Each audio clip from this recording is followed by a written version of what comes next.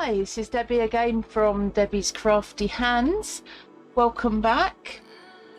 Today we're going to be looking at making cards, but putting the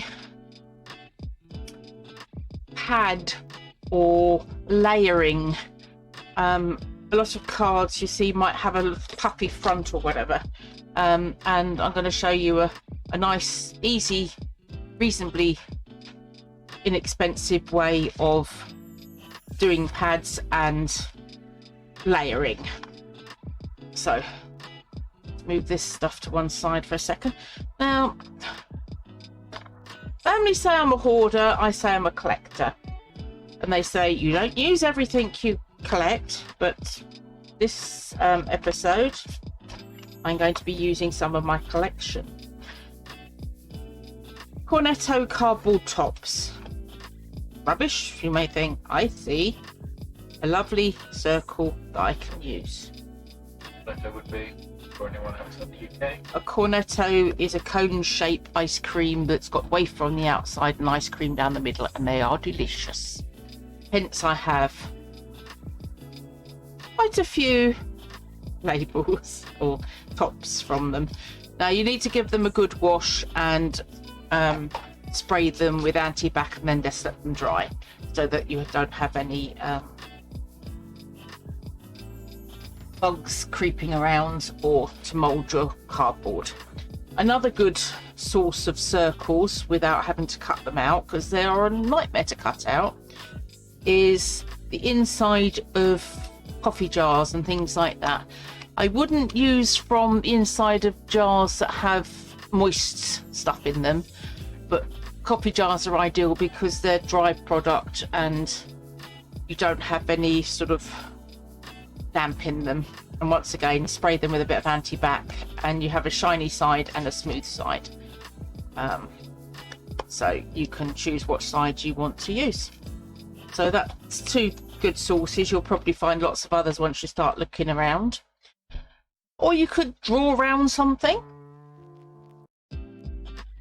Could I borrow something over there that's rounded bottom or fake bottom?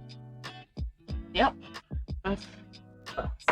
This is square on the top and round on the bottom, so that's handy. Right, so let me get a bit of scrap paper.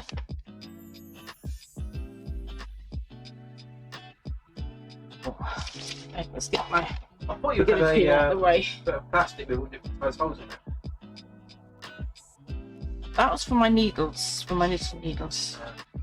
Right, so if you're going to mark up something from scrap paper or even wrapping paper or whatever, these are just squares of very thin craft paper. I'm not sure where they came from because they were a gift from a friend. Oh, so you didn't do the dots yourself then? I didn't do these dots, no, but you potentially could if you have the patience for it. With a marker you could just, you know, go and dab away. So when you're cutting a circle,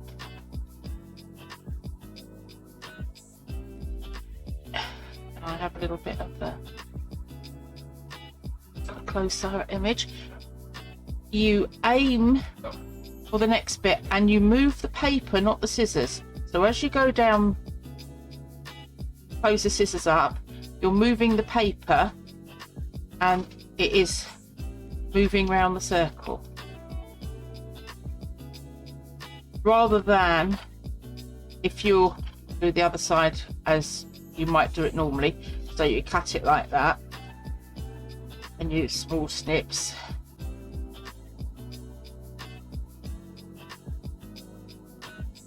And then smoother. So I don't know if you can see, one side's jagged and the other side's smoother. So the smooth side, let's put you on the close up there. See on the white side better. It's not what you think it is. Yeah.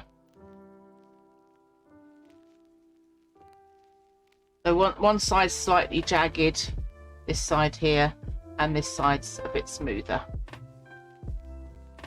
So that's a handy tip for if you're cutting out your circles. Now I'm going to be covering some circles so that I can put them. Oh, now I had that one. Mermaid cornetto. I don't know what flavour that was, but looks nice and colourful on its own. You could just put something over the top of it and just use the outside yourself for maybe if you're doing a card with a sea theme or something. But look out for things like that. Right, so,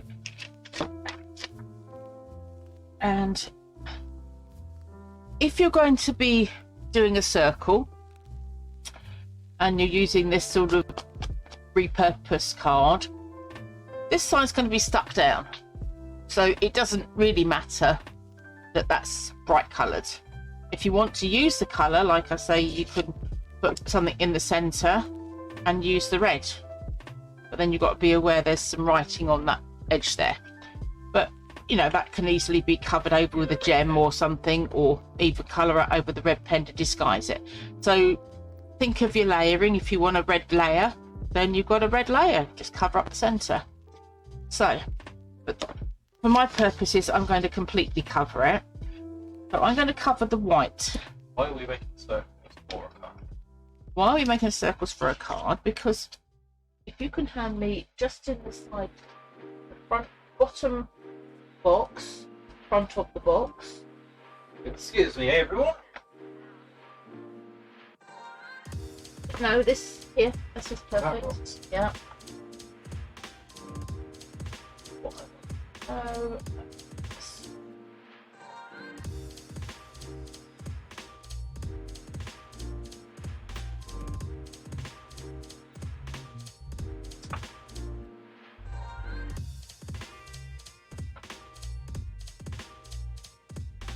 Talk amongst yourselves, people. talk amongst yourself. I'll be with you in just a second. I'm just, there it is. That's the one I was looking for. So, with a card base, a plain card base like this, what you can do is layer them over the top of each other. You can use different sizes or the same size, and you can have different greetings. So it might be happy in this bit, birthday, and maybe the number, or with Christmas in mind, you can make a snowman. Do some eyes on him. So, you know, use your imagination. Circles, ready-made circles can be quite fun to use. You could put one in each corner and one in the middle, a bigger one in the middle, and have different patterns on it. Or you could even make a flower. So you could cover them, put several going round. Maybe different shading on the petals.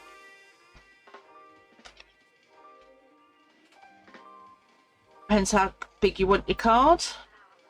Maybe not quite so big in the middle. Move them in and just have a centre one. Okay. And you get the idea.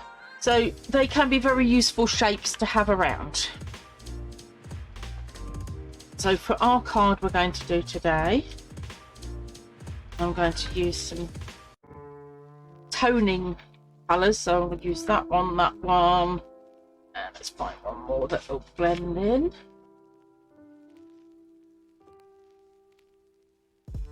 And maybe that one. And then I can cover my circles. 1, 2, 3. And rest back in the jar.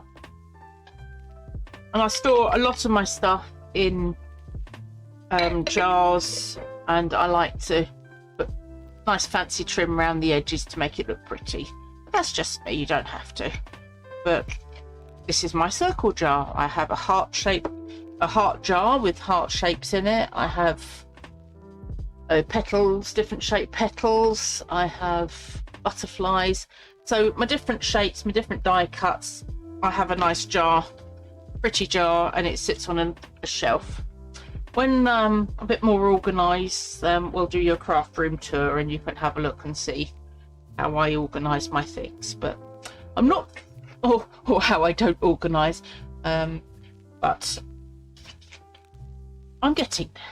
I'm getting there. And doing this on that heart one, thought I was a bit thick. So we're going to glue this side down. Now, so as not to use up too much paper, we go onto the corner. We want one of each colour, so we'll go onto the corner of each one. And this has got the corner out of there, so I go into this corner. Now you can glue the dark red side up and just have a white base, but depending on the thickness of your paper, and when we go to some other things I can show you to use, you ideally need a white base to work with, and then so the red might taint or tint your paper if that's what you want, but beware, you might see the writing come through. So it's best to use the darker side to glue onto your base, and the lighter side to come to your stick onto your paper. So let's get some.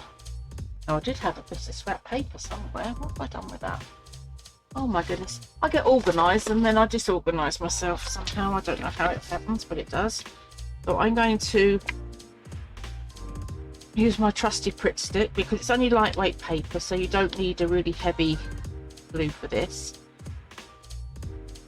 Put plenty on. Then I'm going to get my paper and I'm going to glue so the pattern side is face up to me, and get that in the corner where everything's on. Smooth it down with my finger. Now you can use a ruler or a bone folder, or bone folder is like up there. It's basically it used, in the olden days, I think they used to be made out of bold, so that's why they're called bone folders, and they help you do a crease or burnish things down. It's just a handy tool to have around.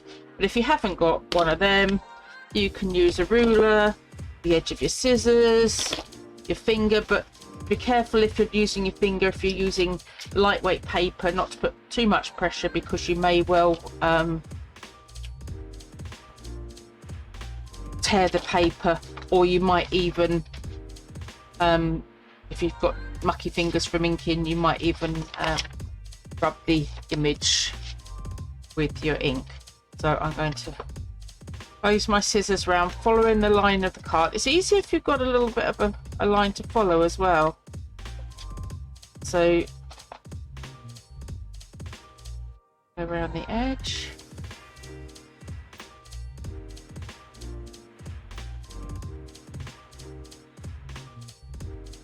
Now, take long. It can be quite. So now we have a decorated, and you can edge it. You can put. What can you put? You can put some of the nice glittery thing. You can put a bow at the top. All sorts of things. So, you know, just look around yourself and see, what have I got that can, we can pop that one on there. Right, done that one. Who's next? You're next. Okay, so we need to glue the white side and make sure the pattern side is face up.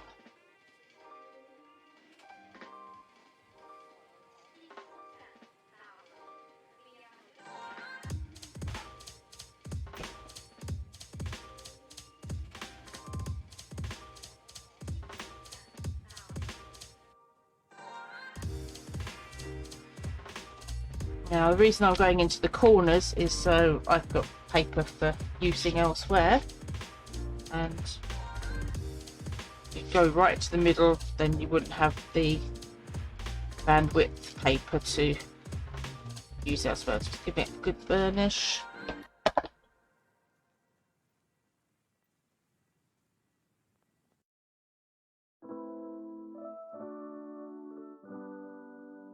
Circle.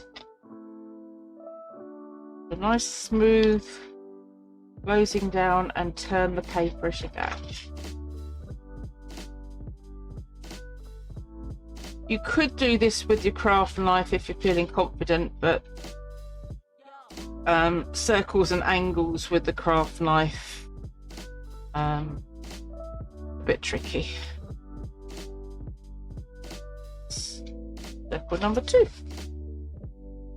And circle number 3, he's hiding underneath. Okay.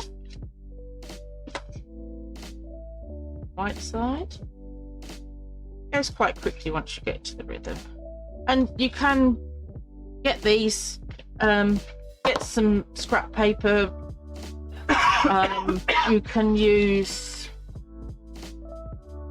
wrapping paper. So you could focus on the colours of the wrapping paper. You could use tissue paper. That's why I say if you're going to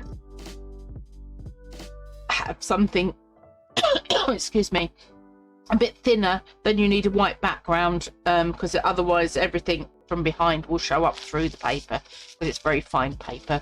But tissue paper, and you can also use napkin paper. So that I'm going to address napkins in a future episode, but all the uses of napkins, because they can be very handy. So if you see some you like, Napkin, serviette, right? Serviette, that's correct. Yes.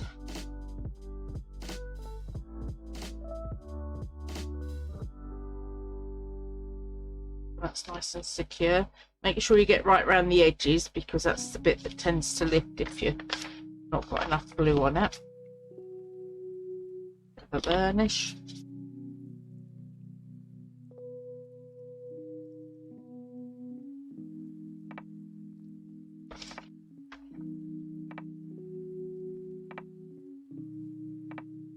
Now, if you have a die cut machine, a big shot machine, or any of the others, there are plenty of brands on the market. I can't think of a lot of them at the top of my head at the moment.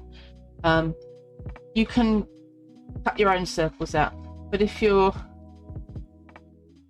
not got one, or not going to do a huge amount of crafting, and you just want to do the odd card now and again, this method's quite handy, because then you don't have to worry about cutting out circles, because they're already cut out for you. So we can do a nice little pattern, something like that. You could if you have oval shapes, you could use them as Easter eggs. For instance, I mean, it's a little bit big for that card, but you could use the inside flaps where you take out of tissue boxes. So for this, you could fold it in half, or not quite in half. Then you would maybe cut round this shape here, and then you wouldn't have to worry about the little dent at the top. It'd be slightly smaller and may well fit on your card better. So there we go. So if it's not quite the right shape, still a little bit tall, but you get the idea, you can adapt it to fit into the size you'd like.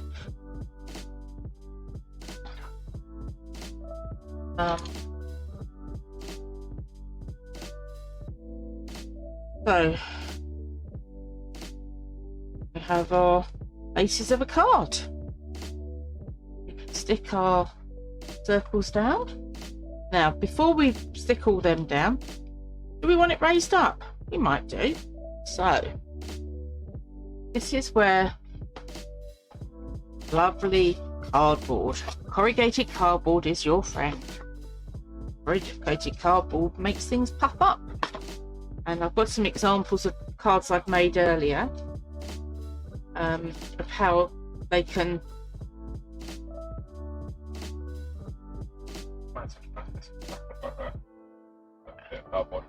this bit of cardboard and this bit of cardboard that came from the inside of the cat food box, but most boxes, strong boxes, will have some sort of corrugation on them. This is just a nice shape size, but you can cut up cereal boxes, and if they're not quite thick enough for the height you want, you can layer them together. So, you know, those cereal boxes will come in handy. So this is an old repurposed card, a sticker of a butterfly, and all I've done here is covered some corrugated cardboard and then put it on my card base. So it just gives it a little dimension. See it from the side. And it steps down. Another one I did similar, but I use the oval from the inside of a card just to give me different shaping. And it's not too heavy on the card. The card will stand up. It says it falls over, even on a bit of a wonky surface. So, you know, it's handy. But what we want to do is make sure we get the right size for the card base we're using. So I lay it on my card. I come out twice as far as I would like the border, and then mark the edge. So then I know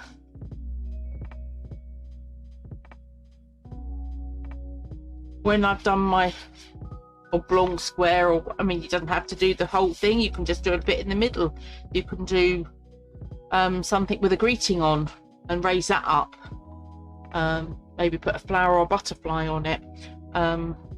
So, you know, there's options, but the easiest way, you can cut it by hand if you want to, but that can be a bit tough to chomp through. Now I'm just going to draw. Now where have I hidden my pencil? Found it. It was trying to escape. Haven't finished with you yet, pencil. You'll have to wait a bit. So if you have a crafting mat, they are very handy for lining things up. So you have a mark, then you put the mark against a line on your crafting mat. So if you can see where I've got my dot here, and this line continues, and you can follow it down this line under here, and then you have a nice straight line without having to do lots of dashes across. And same with this one.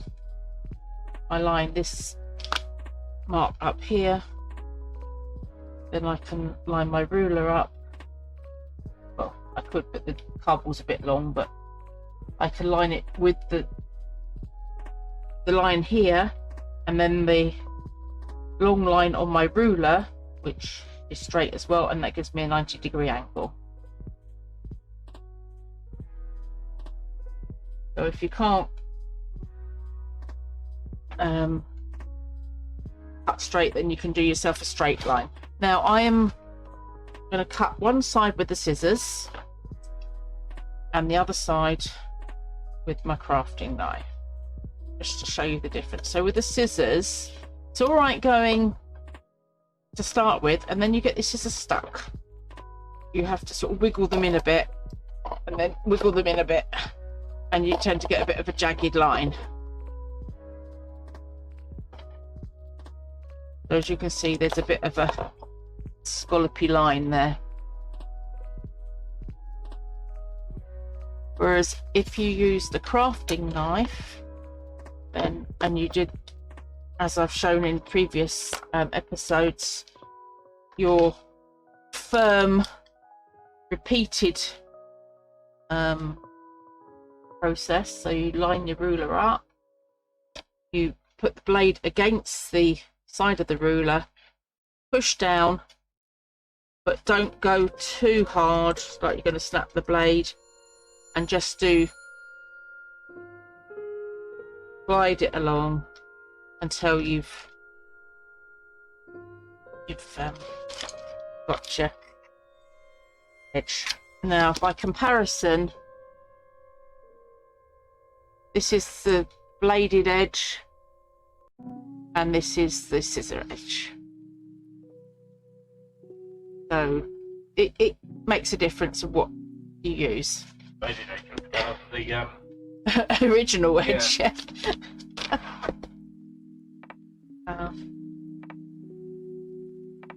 So I'm going to just tidy up that edge, to bring it in slightly, get my line leveled up with my line.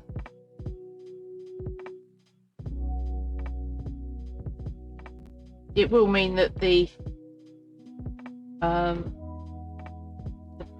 padding base, the matting, that's the word I was looking for, the matting is slightly shorter than I'd like it, but to show you the example of the difference. What's a quarter of an inch between friends, eh? So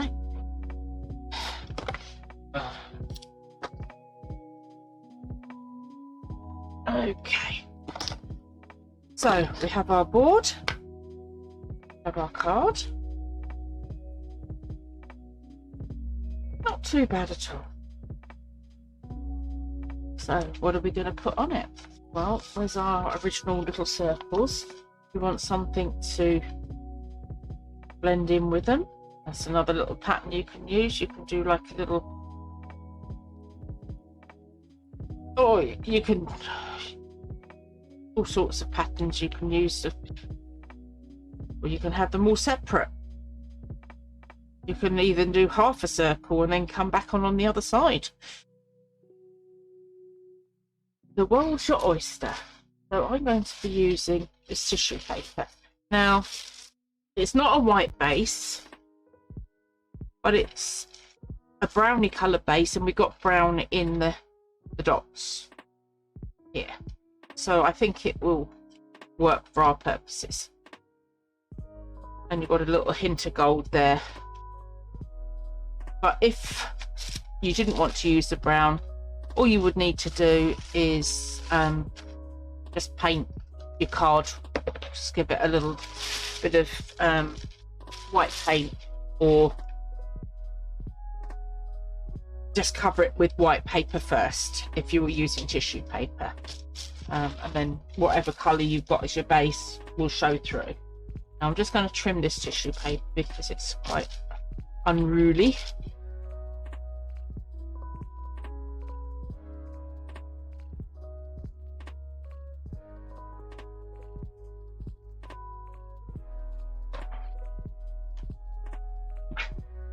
Finger stuck in the handle of the scissors because I was bad mouthing the scissors. I think it didn't like me. Okay, right, so bring the glue page back in.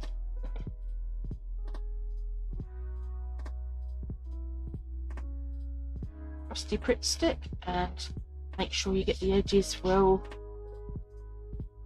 glued. Now you can stick tissue paper down with stick glue, but once you've put it down, it's down. So be very careful that you've got it in the right place before you lower it and touch the glue. Otherwise, you might have to patch it in if it's in there. And particularly if you've got something with a pattern on that you want to get nice and straight. So want to make sure we got the right side of the the paper. So this is the dull side. You can use that side if you want to, but I want the sparkly gold side. So, and I'm going to hover it above, spread it out with the tips of my fingers so it's over, and then place it. And smooth from the center out, turn it from the center out. Now you might find there's little wrinkles. One trick, you can lift it slightly, but you have to be very careful and place it back down carefully. You can use rolled up cling film or a bit of tissue. I've got a cloth here.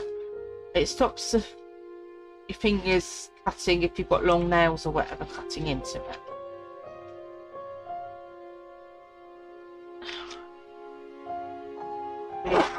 A trick for cutting the edge of the tissue paper is nail file. Gives you a nice clean edge.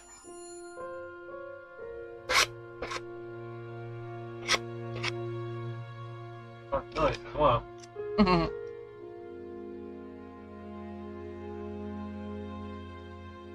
Probably best done before once the glue's dry.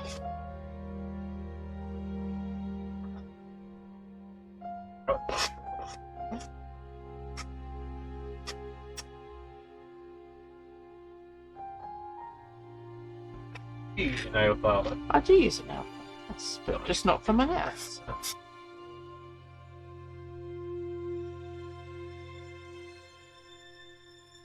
Embry board, as they're sometimes called. And the last side. Now, I'm not sure, I've never tried it with a thinner paper, but you might be able to, if you've got a particularly robust emery board nail file, you might be able to do it with the thin paper as well. But you just slight angle coming down. Sanding the corner. You can use a sanding block as well. Some crafters do have a sanding block on their desk to use. Right, so I'm not going to stick it all together because I think you get the general idea of how you do the layouts, and you can experiment to your heart's content. So we have our matting here, and wherever they disappeared to. They're not the right circles. Where's our circles vanished to? They rolled away.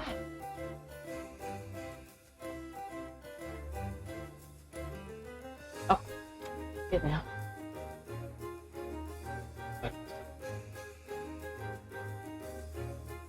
So,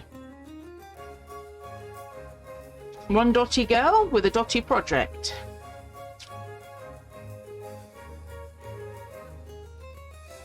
Put your sentiment or a centerpiece, and there you have a card. Much love, folks. I'll see you the next time. Bye bye.